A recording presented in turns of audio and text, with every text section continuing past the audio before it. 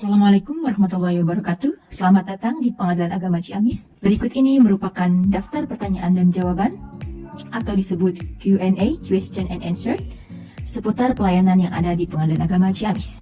Pertanyaan pertama, apa saja pelayanan yang ada di Pengadilan Agama Ciamis? Pelayanan yang ada di Pengadilan Agama Ciamis menggunakan sistem loket. Loket 1, loket pendaftaran. Loket 2, salinan putusan dan surat kuasa. Loket 3, pengambilan akta cerai. Loket 4, payment point Bank BRI. Loket 5, kasir. Loket 6, informasi dan pengaduan. Loket 7, meja e-court. Dan loket 8, pos bakum, pos bantuan hukum. Pertanyaan kedua, bagaimana prosedur berperkara? Prosedur berperkara dapat dilihat pada infografis berikut. Pertama-tama, Anda membawa surat gugatan atau surat permohonan. Jika belum membuat surat tersebut, dapat mendapatkan bantuan pembuatannya di loket 8 pos bakum. Setelah itu, ambil antrian ke loket 1 meja pendaftaran dan menunggu untuk dipanggil.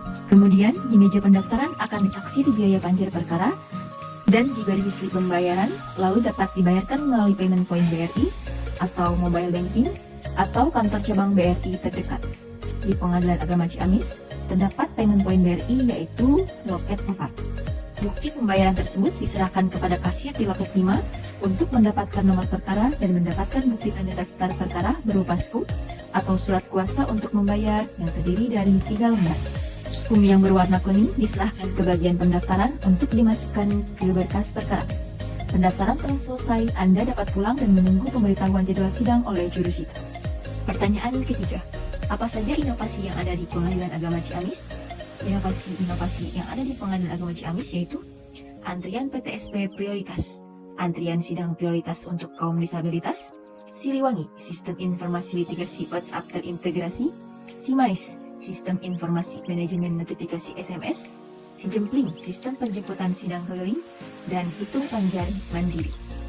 Pertanyaan keempat, bagaimana alur ketika akan mengikuti persidangan? Alur ketika akan mengikuti persidangan, Anda pertama-tama mengambil antrian sidang, kemudian mengisi form data saksi yang disediakan oleh petugas bagi Anda yang belum mengisi, kemudian menunggu di ruang yang telah disediakan hingga giliran tiba. Persidangan dimulai pukul 9.00 waktu Indonesia Barat. Pertanyaan kelima seputar akta cerai. Apa saja persyaratan untuk pengambilan akta cerai? Pengambilan akta cerai Anda harus membawa KTP atau SIM atau surat keterangan domisili yang diketahui oleh kecamatan.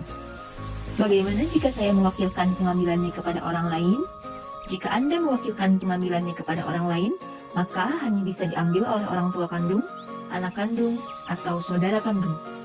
Dibuktikan dengan melampirkan surat hubungan darah dari desa yang diketahui oleh kecamatan, serta melampirkan surat kuasa yang diberi materai 10.000. Selain itu, membawa KTP asli, baik pihak penerima kuasa atau pemberi kuasa pengambilan akta cerai. Kemudian, difotokopi masing-masing satu rangkap. Pertanyaan selanjutnya yaitu, bagaimana jika terdapat perbedaan nama antara akta cerai dengan KTP? Jika terjadi hal seperti itu, Anda dapat melampirkan surat keterangan beda nama dari desa tempat domisili Anda tinggal. Apakah bisa mengambil akta cerai dari pengadilan agama lain? Jawabannya, bisa. Dengan syarat, Anda harus berdomisili di Kabupaten Ciamis atau Kabupaten Pangandaran dengan membawa dokumen sebagai berikut. Yang pertama, surat permohonan dapat dibantu pembuatannya di meja informasi, kemudian fotokopi KTP di kertas A4, fotokopi relasi atau fotokopi akta cerai atau printout informasi perkara, kemudian membayar biaya pengambilan berupa biaya kirim bolak-balik, biaya wesel, serta biaya pengambilan akta cerai di pengadilan agama yang bersangkutan. Untuk prosesnya kurang lebih memerlukan waktu minimal 1 bulan, tergantung jarak dan kecepatan pemprosesan di pengadilan agama tersebut. Pertanyaan terakhir seputar akta cerai.